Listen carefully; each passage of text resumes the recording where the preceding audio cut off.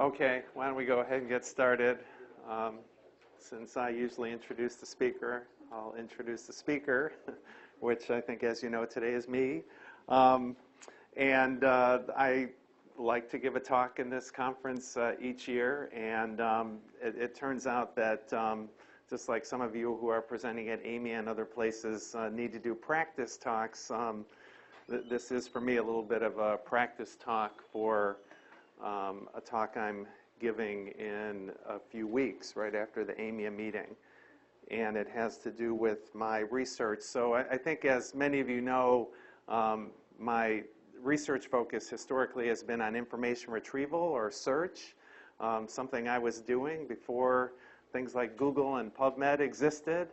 And obviously those major commercial successes have changed the information retrieval field, though like a lot of fields, we still, it doesn't mean we should stop doing research and trying to figure out what works.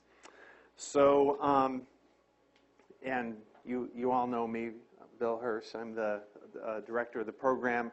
Also, actually, if someone can, I don't know if anyone's going to tweet in any questions, but if people are out there listening and someone does want to tweet in, if maybe someone can monitor the hashtag #DMiceConf, I'll be happy to answer any questions that come in that way.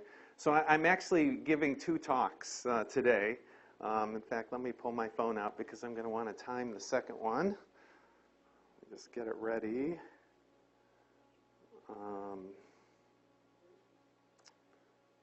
Let's see.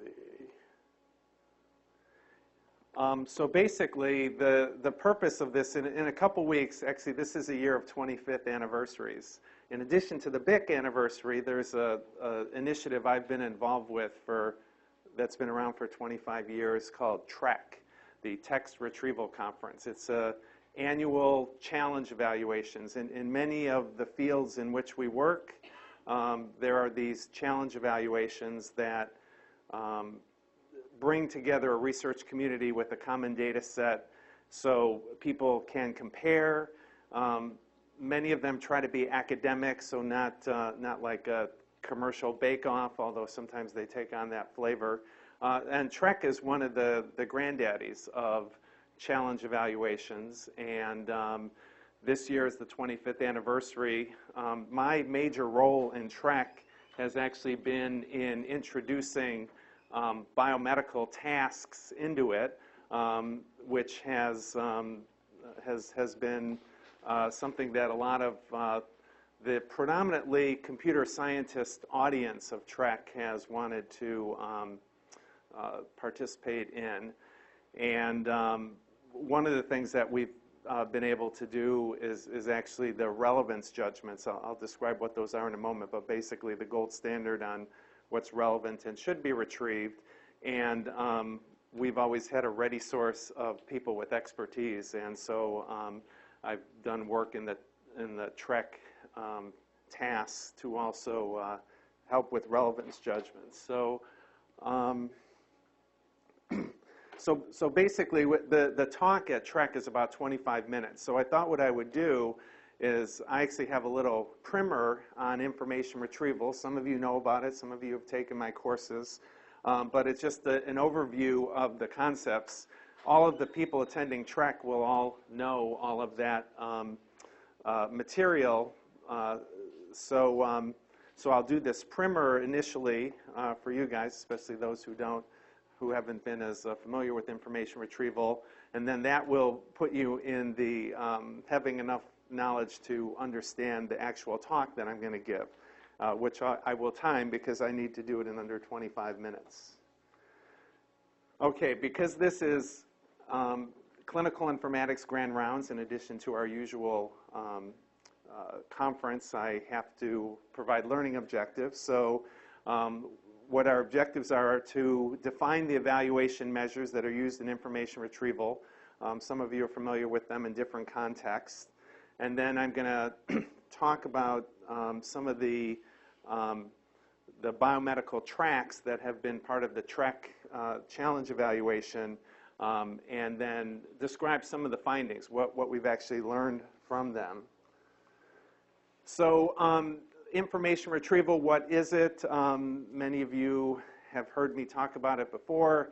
I've written a book on the topic, actually in a 3rd edition, and talking about possibly doing a 4th edition at some point. But it's the focus on the indexing and retrieval of predominantly knowledge-based information, although information retrieval has moved off in different directions. Historically, back in the early days of information retrieval, when computers couldn't hold much more than titles and abstracts of articles, that was the focus. But as it's expanded to full text and images and videos and data sets and patient records and so forth, the field has evolved. So just to define a few terms, again, probably most of you know these terms, but for the few who don't, basically the goal in information retrieval is to get to content, which just really is broadly anything we want to retrieve. Documents, articles, web pages, images, data sets, etc. In order to be able to find that content, we undertake a process called indexing, which can be a human indexer, and that's what the National Library of Medicine does to assign mesh terms, and can also be a computer program that does maybe like what Google does, extract all the words, or tries to be a little bit more sophisticated and do natural language processing and things like that. But basically identifying the content and other attributes. So for example, if an article talks about, article might have been funded by a grant or is published in a journal, some of those attributes as well. And that basically comes out in the form of metadata. Then as users, we want to retrieve that content. We do it by formulating queries that are phrased in the metadata so we can match, and that process is called retrieval. And there's typically a search engine that's the software that does the matching between the queries and the content. So what are the use cases for information retrieval? Historically, it was finding documents, finding journal articles, other kinds of documents, web pages, etc. As computers evolved and we could put images on them, information retrieval expanded to retrieval of images, retrieval of sounds, video, etc. And of course, then as our networks evolved and we could put that kind of stuff on the web, the retrieval expanded its focus again to those sorts of things on the web. And I mean, sometimes for those of us who've been working in search for a long time, and search is another way that we describe information retrieval, it's been amazing to see it go from something, I can remember dating myself a little bit here in the 1980s when only librarians searched, or people who had accounts for things like CompuServe and AOL. And now, of course, everyone does it. You pull out your phone, you pull out your computer, whatever. And then also information retrieval has expanded in other ways. Clinical data, and I'm going to talk about one of the TREC tracks that looked at using information retrieval techniques to try to identify patient cohorts for various purposes. And then another new one that a couple of you in the room are involved in with me is looking at retrieval of data sets. As we move into the data science, data analytics world, we might not want to search for a document. We might want to search for a data set. What's the metadata associated with that? And I'll talk about that a little bit. So evaluation of retrieval systems has always been important, maybe more so for those of us who are on the research side, although even another shift in the information retrieval world has been where people who study it go. They used to all go into academia. Now you go to information retrieval meetings and you've got Google and Yahoo and Microsoft, all those folks looking to snap up those bright young emerging graduate students. But in any case, the part of the research has always focused on evaluation, and that's always been of interest to me, I think in part because I've come into information retrieval different from a lot of my computer science colleagues from a very biomedical perspective. And so how how do we design information retrieval systems that help biomedical users, whether it's someone who's looking for articles about genes or clinical trials or patient information, whatever. So there's different ways that we evaluate systems. There's, I always like to categorize things. I think you can put them into two big categories of system-oriented retrieval, where we're looking at the evaluation of the system, and then user-oriented retrieval, where obviously the user is using a system, but the focus really is on what the user hopes to get out of it. Can they answer questions? Can they find what they're looking for? How do differences in the user interface affect how they use the system, and so forth? On the system side, and system evaluations are easier to do, especially if you're a computer scientist working in a computer science department somewhere without perhaps ready access to users like we might have here in a more of a biomedical setting. In the system-oriented approaches, the main everything derives from two core measures of recall and precision. Recall, actually I'll define them, but they're based on proportions of relevant documents. I'll define them, I think, in the next slide. And then sometimes we might want to combine them into an aggregate measure, and we get things like mean average precision, something called BPREF, and I'll explain what those are, because some of the results come at us in those measures. When we're looking at users, the focus might be different. We can actually apply things like recall and precision when we're looking at how well users use a system, but we might also want to look at what is the user trying to do, how well can they do it, what problems do they run into, and so forth. So when we do system-oriented evaluation, we need some kind of data set, which in the jargon of information retrieval is called a test collection. And test collections really have three components. One is the content that we're searching on. So in the early days in biomedical information retrieval, we may be focused on Medline abstracts, large collections of them.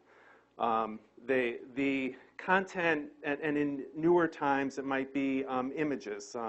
Some of you remember Jayashri Kalpathy-Kramer, who was a fellow here, who did a lot of work on image retrieval, which, and I was involved with that too, and I'll actually talk about it briefly. So when we have a test collection, we need some kind of large, realistic collection of content. We want to be as realistic as possible so that we can tell, so that we can look at the experiments and think that they would generalize to other realistic kinds of evaluation of retrieval settings. We then need topics, so what are people searching on? In the most simple form of what we sometimes call ad hoc information retrieval, where you essentially go up to a retrieval system, put in a query, get results back. So we need some set of topics in these test collections, and then we need relevance judgments of the content items, whether they're articles or images or whatever that will retrieve, which ones should be retrieved, which ones are relevant to those topics. And so we build these test collections. I've been involved in many of these over the years, big and small. Some of them are small enough to fit on old style tiny hard disks. Other ones are huge in size. And basically when we do the evaluation, we do what we call runs. It's all done in a kind of a batch sort of mode, where you take the topics and you give them one by one to the search engine and you get your output. And then, because we know about relevance, we can measure things like recall and precision. I think that, okay. So let me define recall and precision. I know that some of you know what it is, but basically recall, let's just assume, and it's not always easy to realistically assume this, that we know for every topic, we know every relevant document or image or whatever out there that we want to get. So recall is when we do a search of all the relevant ones that we could get, what do we actually get? So if there's 100 relevant and we get 50, then our recall is 0.5 or 50%. Those of you who work in the medical diagnostic test world will know this measure as sensitivity. So recall is of what's out there, what we can get and find. But if we do our search broadly, we might get all the ones we're looking for, but we might also get a lot of ones that we don't want, that are not relevant. So the other measure is precision. So of what we get back, what proportion of that is relevant? And it's not a direct mathematical trade-off, but in general, if you do a really broad search, you'll bring in a lot of stuff that you don't want.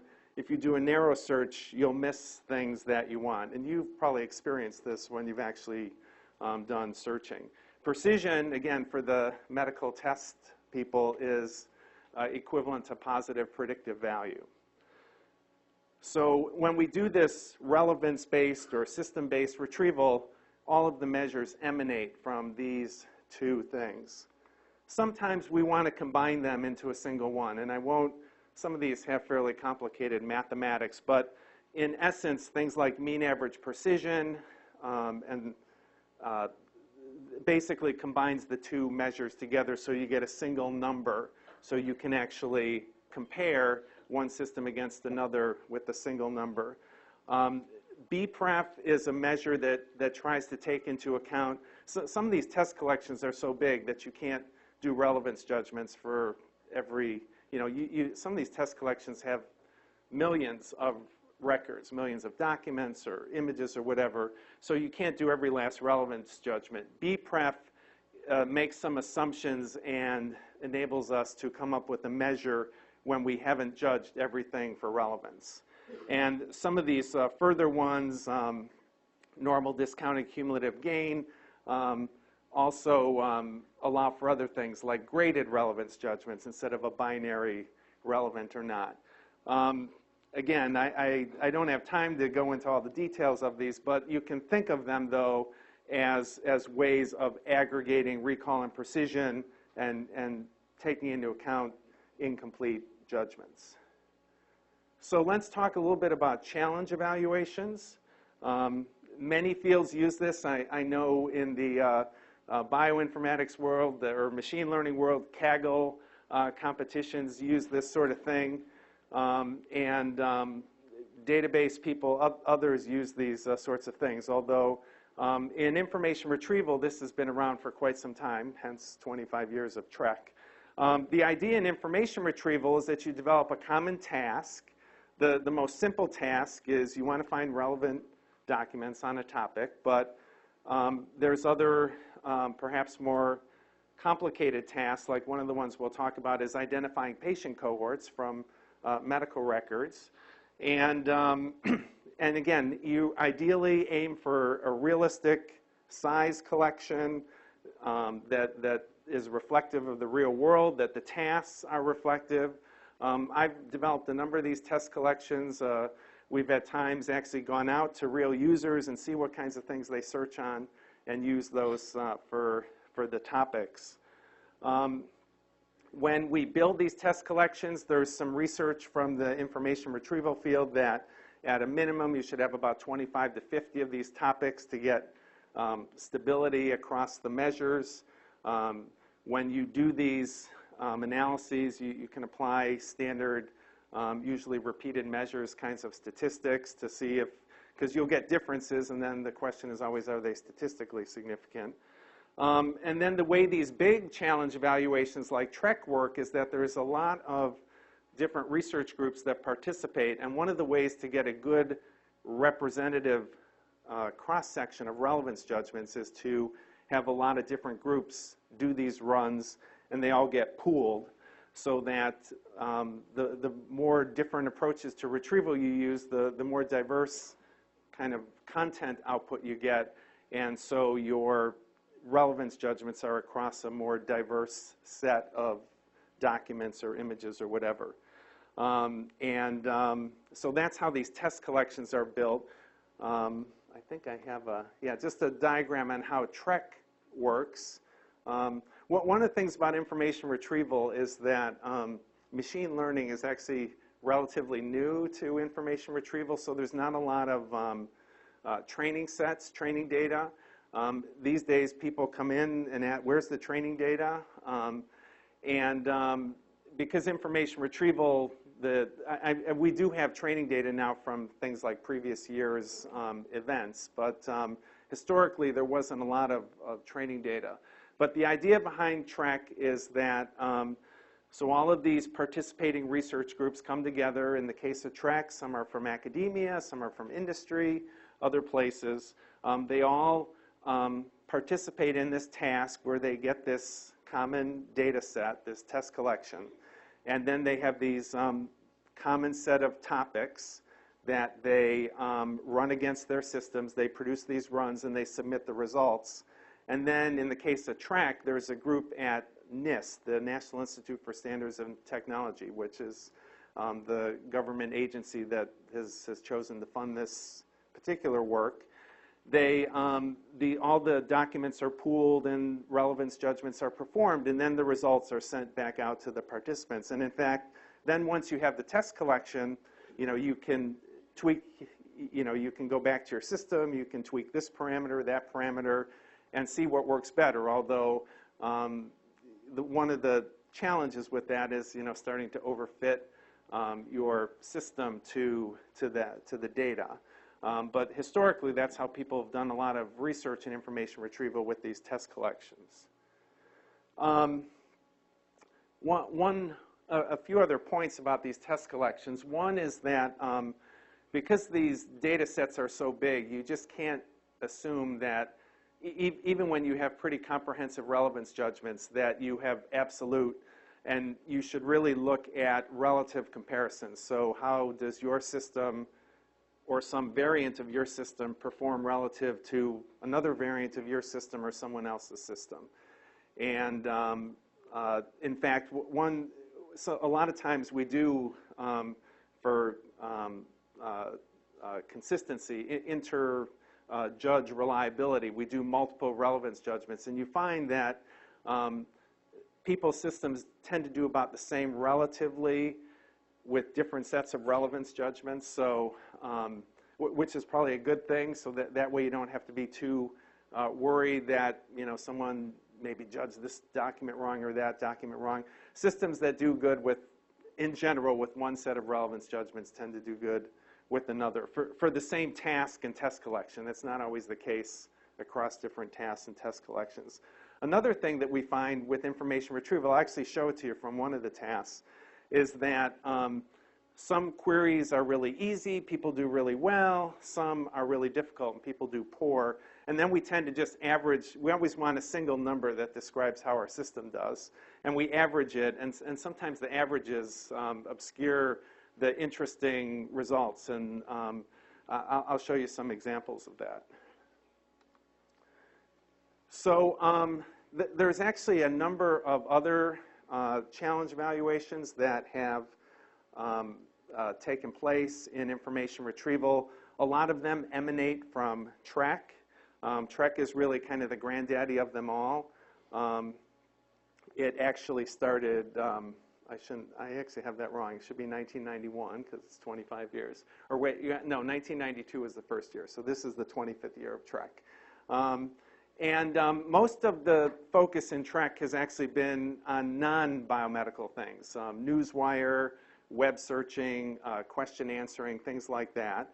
And it was starting around like 2001, 2002 that I actually started the first so-called domain-specific track in TREC, which was actually the Genomics track. I know you tend to think of me on the clinical side, but there was a lot of interest in that. That's when a lot of the gene sequencing was really starting to heat up.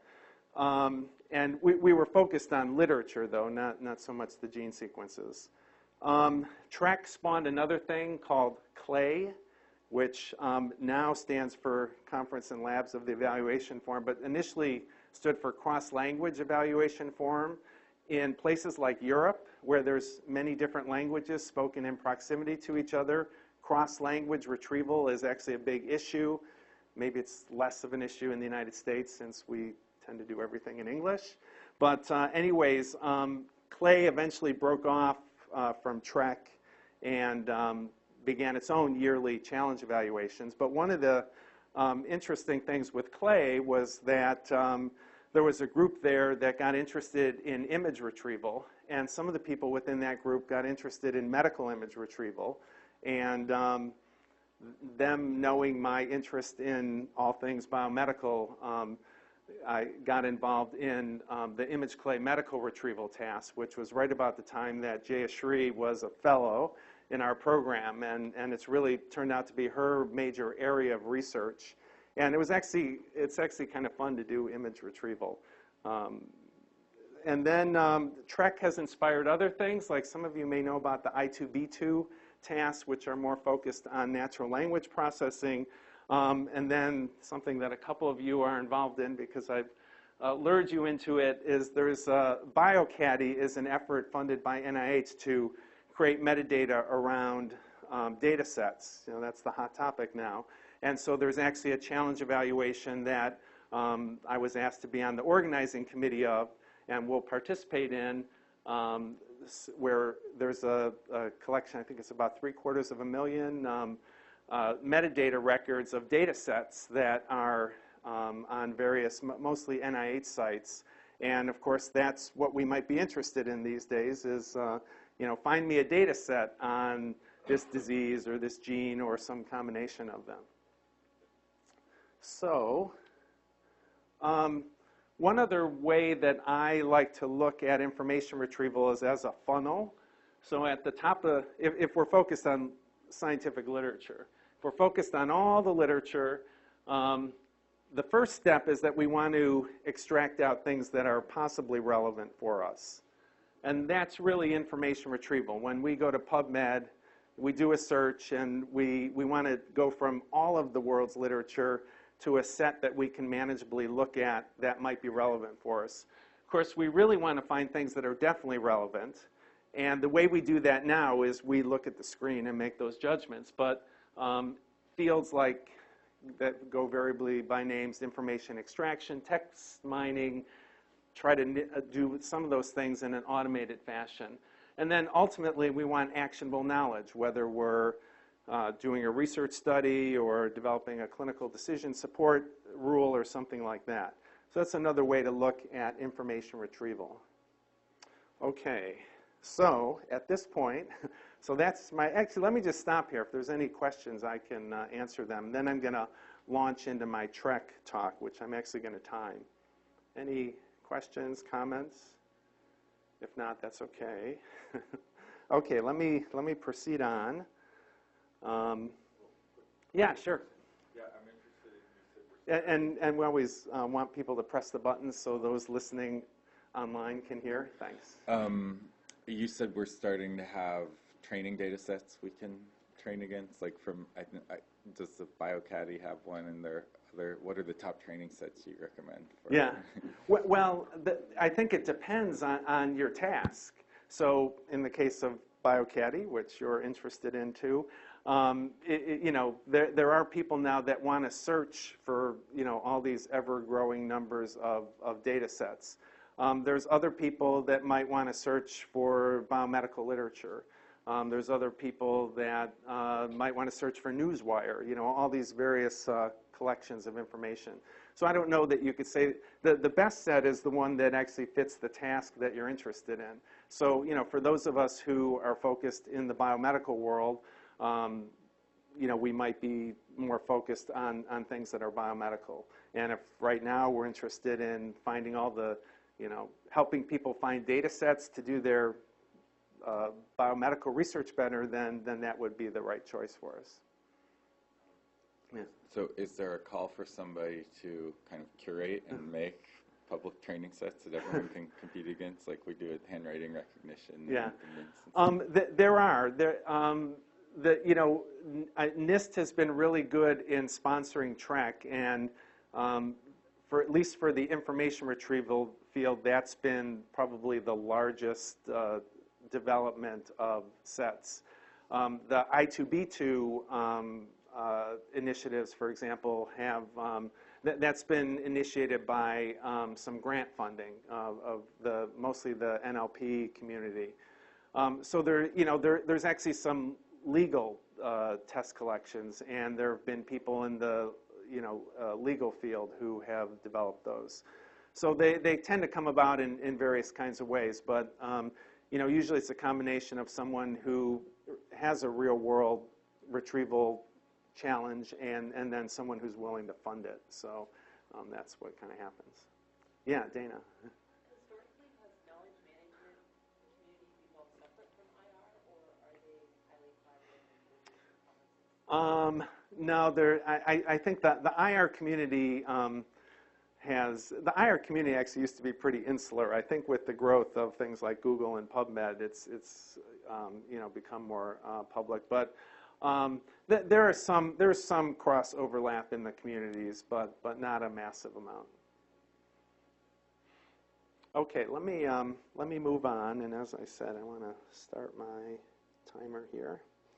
Okay, so in a couple weeks, I will be giving this talk to this 25th anniversary celebration of TREC. There will be people talking about how it started.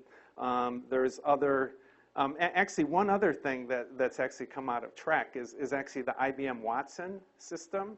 Because another track within TREC has been question answering, developing systems that not just give you the document, but actually try to point you to the 250 byte window of text that actually is likely to have an answer to your question.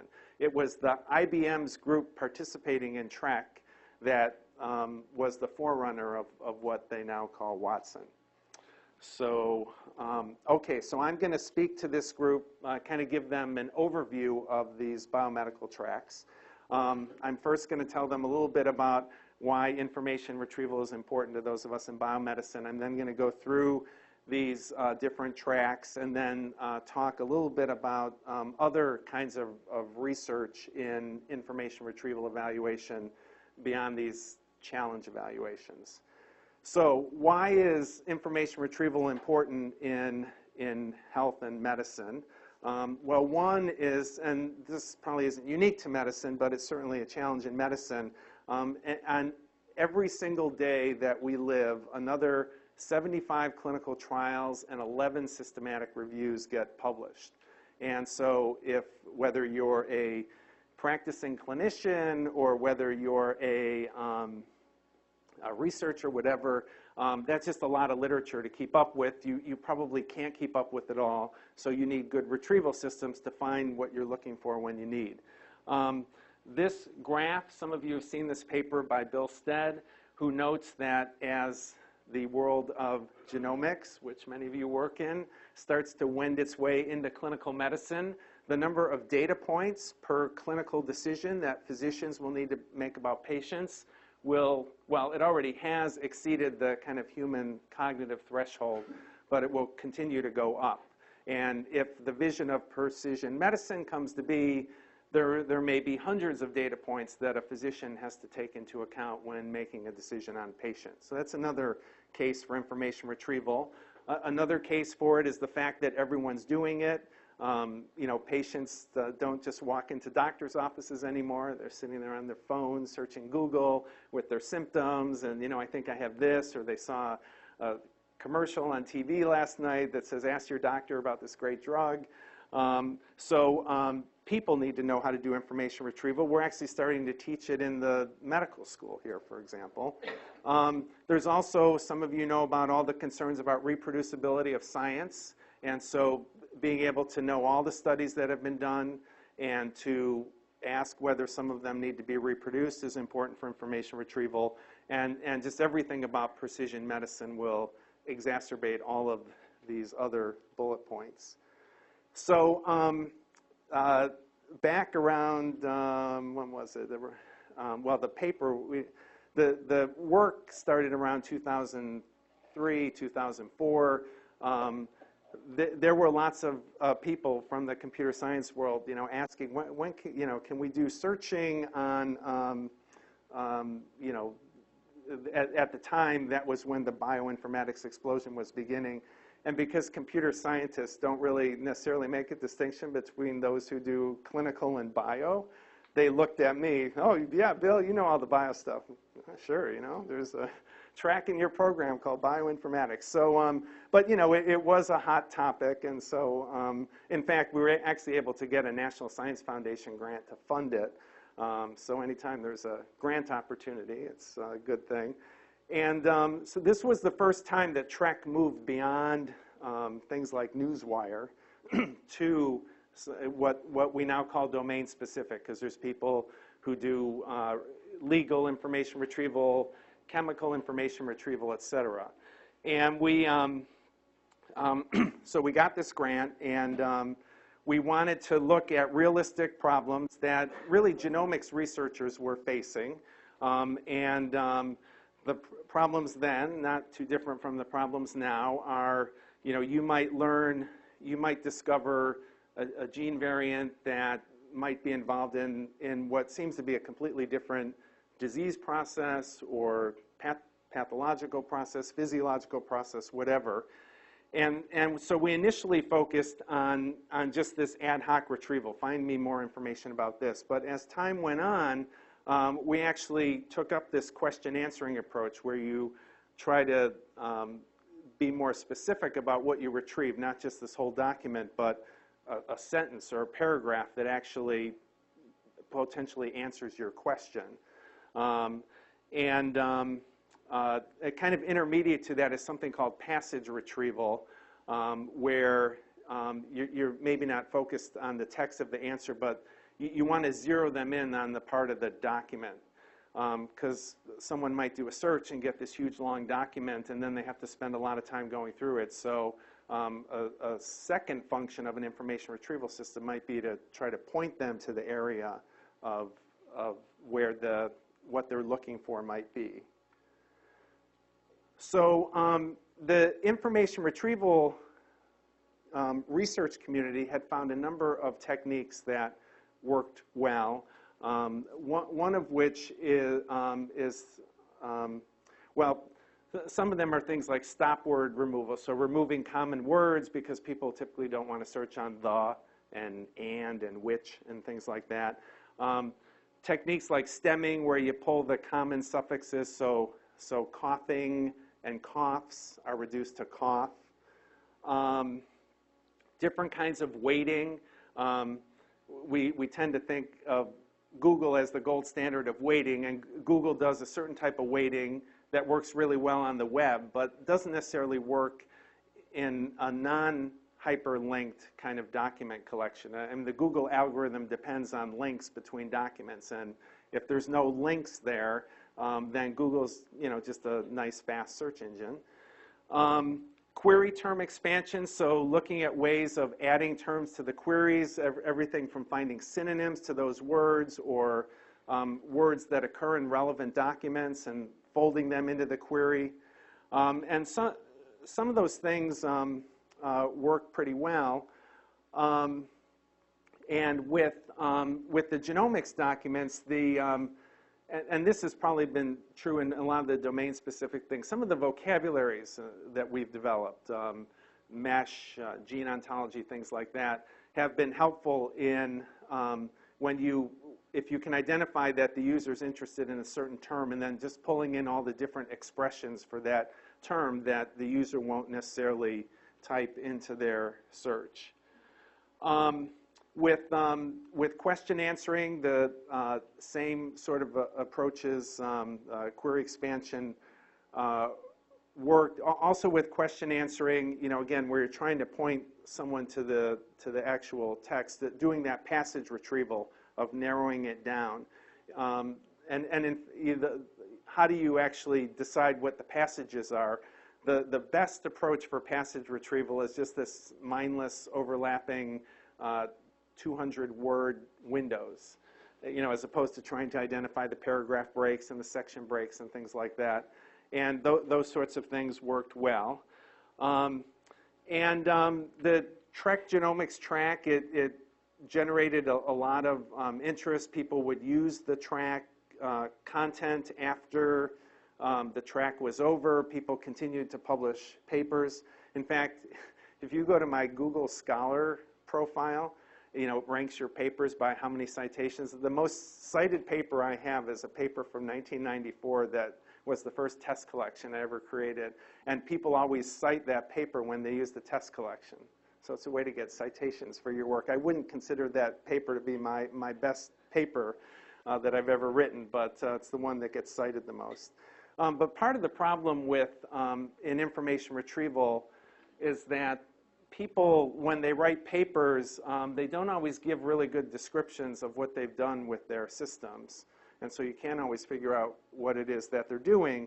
And then a lot of times, people they'll do a study, we improved so-and-so over the baseline. And people will choose something that sometimes deliberately has a low performing baseline, and then, yeah, we improved 50% or 100% over it. So those kinds of things can happen. So a second task was the image retrieval. That was actually not part of TREC, but it was an image retrieval. I see I'm running a little bit late. It kind of came out of the CLE, which had been derived from TREC, but Jayashri and others, we were able to get some nice collections of medical images. And one of the things you might ask about images, what's the best way to retrieve from them? Do we retrieve from the text? Do we retrieve from the, try to process the image? A lot of image analysis people. But we found that the text is the most consistent way to retrieve images. Maybe someday our image retrieval, image processing capabilities will be good, but for right now, the best way to find an image is to search on text that describes that image.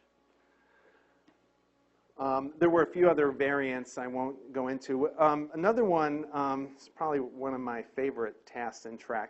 TREC kind of responds to what's going on in the world. So after the HITECH Act, which you've heard many of us talk about, electronic health records and all that, NIST thought, well, can we do something in TREC with medical records? And this led to the medical records track. Some of you may know Wendy Chapman from University of Pittsburgh. She's now at University of Utah. But they had developed this de-identified collection of about it's about 100,000 electronic health record documents from about 17,000 patients. And now with the issue with medical records is the task isn't the same. We don't necessarily just want to go, find me, the word chest pain that occurs in an electronic health record. It may occur as no chest pain. So the task is different in that we're probably a better use case for searching on the text of medical records is to identify patient cohorts. And Dr. Wu back there has actually taken this work further, and I actually collaborate with him, and he gave a talk about it last year. But that work kind of had its origins in the TREC medical records task. So we were able to get this collection of de-identified medical records, our use case was identify patients who might be a candidate for a clinical study. Actually, cohort identification in medical records is actually a big challenge. I don't see anyone from Oak Tree here, but they get a lot of requests for data when people are trying to identify cohorts that they might want to recruit into a clinical study. Again,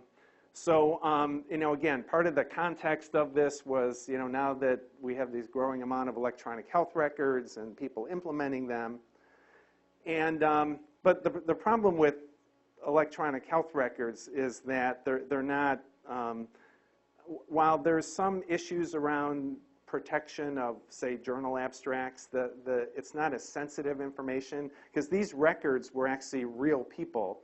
They've been pretty scrubbed of the real people, their names and addresses and things like that. But privacy is a big thing. In fact, this was the ultimate undoing, as I'll explain in a moment, of this task.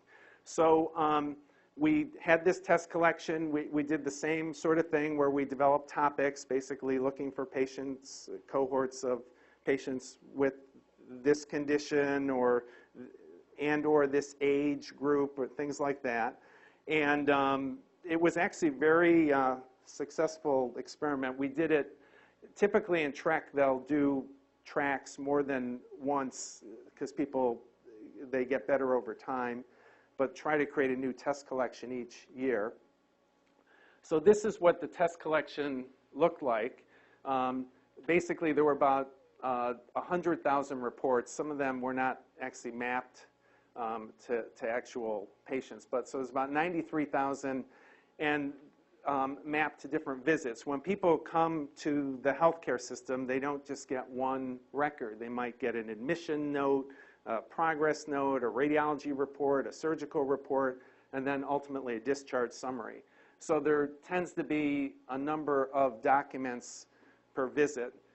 Now, because of the de-identification, some of these, this is probably not 17,000 unique people, but because of the de-identification, and this is a problem with de-identifying data, we had to break the links between different visits. But still, it was a very useful test collection. And so different groups participated. The NLM group from the Lister Hill Center is always there. We participated too. And one of the things I wanted to show, so these are, the measure was this inferred normalized distributed cumulative gain. Don't worry about what it means. Just know that 1 is you know, basically 100% success and 0 is none. One of the interesting points is how much variation there is on the different topics. So there are some topics where everyone does really good, and there are some topics where most people do really poorly. There's also some where a lot of people do poorly, but then one query or another seems to do really well. And this is the research side of this, trying to figure out what makes these systems perform well. In general, with this task, a lot of the common things that work in general search systems didn't really work here, but again, one of the successful things was this query expansion using terminology systems and so forth. And other people tried to recognize negation. That didn't really help much. Mapping queries into the PICO, some of you know the patient intervention comparison outcome thing. That didn't help much. But people have done interesting work, and it even turns out that just using the old antiquated ICD-9 vocabulary helped a group in Australia achieve some of the best results. So and then one other thing we did, Tracy Edinger, many of you know, when she was a fellow, this paper, she actually did a failure analysis. This is another aspect of the research that we do, which is to try to determine why things that were retrieved but not relevant, or relevant but not retrieved, and we tried to look at the reasons. And some of these are kind of things that you, if you think about when you do searching, you recognize can happen in any type of searching. So although in the case of medicine, topic terms mentioned as a future possibility. So the patient doesn't have a disease, but in the chart, in the patient's record, the physician wrote, you know, patient at risk for this in the future. Sometimes there's timing issues. Patients had it in the past. Sometimes there's disagreements on what patients have. Sometimes the search system, for whatever reason, doesn't pick something up, or if it has a scoring algorithm, it ranks it low.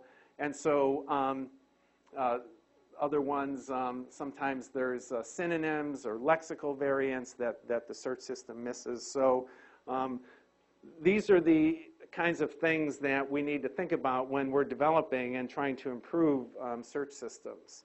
And it gets a little tricky with medical records because they're not just like an article in a journal. They may be referring to things that happen, that might happen, that different clinicians might disagree with each other on finding and things like that. So that was interesting work. That track unfortunately ended because the University of Pittsburgh started getting cold feet about so many people using their theoretically de-identified clinical data. It's unfortunate. Now I'll mention a little bit more about that at the end. So we went back to using journal literature, and some of you, maybe not many of you, might know Kirk Roberts from, who was at NLM. He's now at UT Houston. We developed this thing called the Clinical Decision Support Track, where we didn't want to totally give up patient information. So we took patient cases, and then the different research groups could do what they wanted with them to try to find information on these different topics, and we grouped them into categories of diagnosis, testing, and treatment. And that's the current track that we're doing right now. In the future, you know, TREC is not immune to the fads, shall I say. Probably shouldn't say that being recorded in medicine, you know, so precision medicine, which has a lot of potential.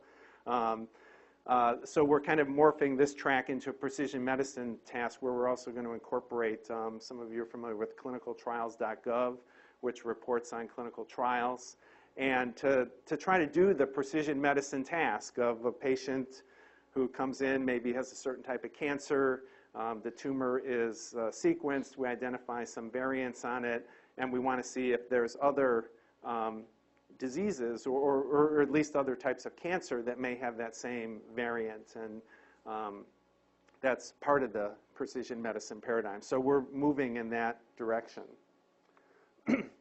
I've already mentioned that, I'm mentioning it again here because it was in the first part of my talk, but that TREC has inspired a lot of other challenge evaluations, the I2B2, which is a little bit more NLP focused.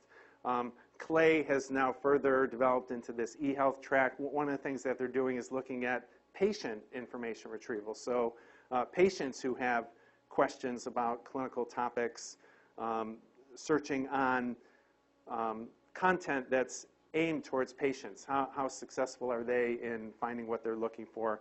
And then we've already talked a little bit about this bio-caddy retrieval set. So, okay, I'm actually just about on time.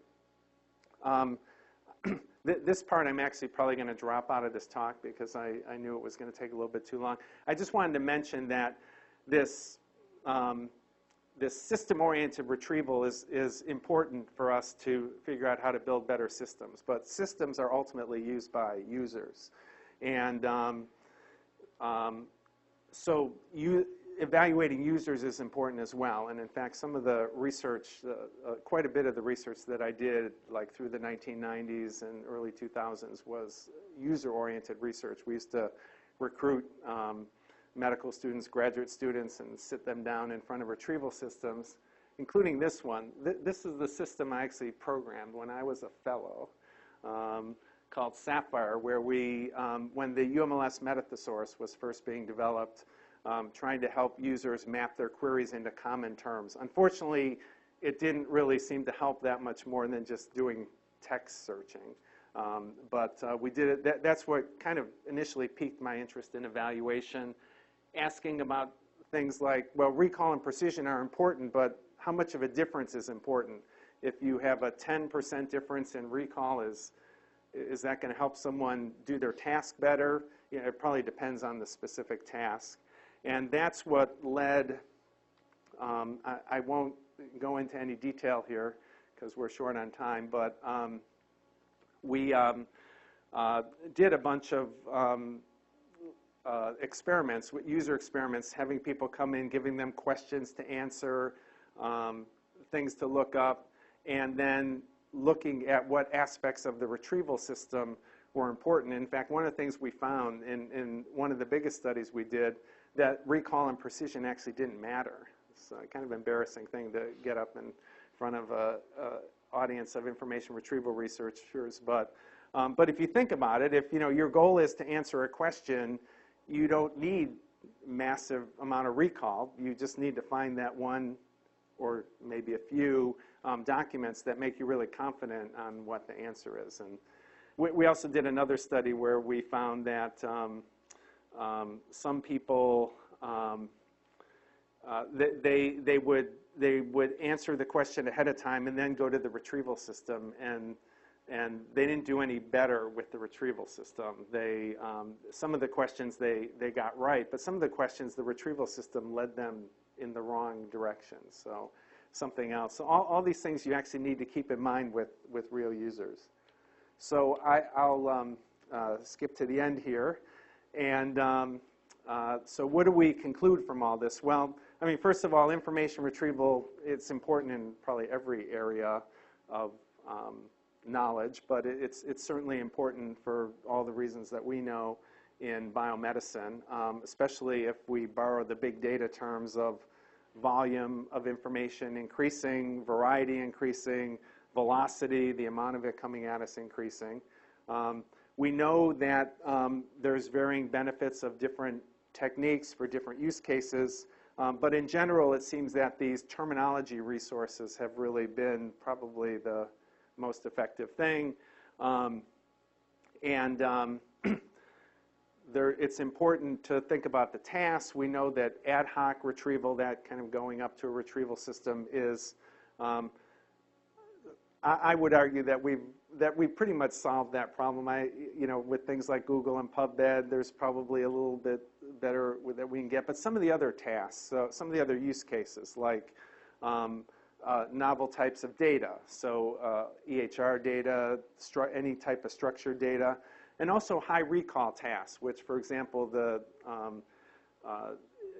Evidence-Based Practice Center folks, when they do their systematic reviews, they by design do these really broad searches aiming for 100% recall.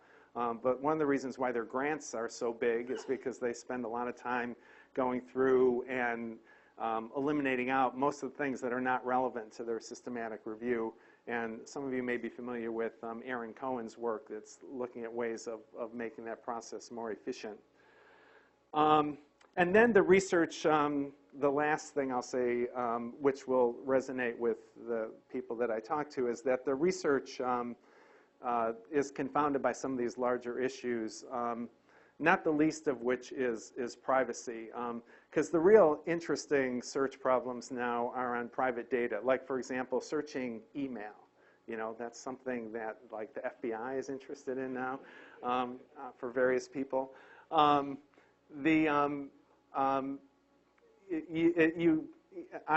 know I personally would not want to donate my email archive to someone's research experiment because there's probably stuff in there I just don't want people to read. Obviously, patient records. And so, how do we handle this? One of the things we're looking at, and Stephen and with helping some, sent out a grant proposal to look at, like, evaluation as a service, where you keep the data in a private setting and then you send your system to work on the data, and you actually don't see the data, you just get your results. And then also proprietary data. Most of the world's search data is now not really owned, but the processing of that data is owned by companies like Google and Facebook and Microsoft. And those companies actually have active research groups, but their data is not widely available. When you talk about issues of reproducibility and so forth, is a problem. So I will stop at that point. And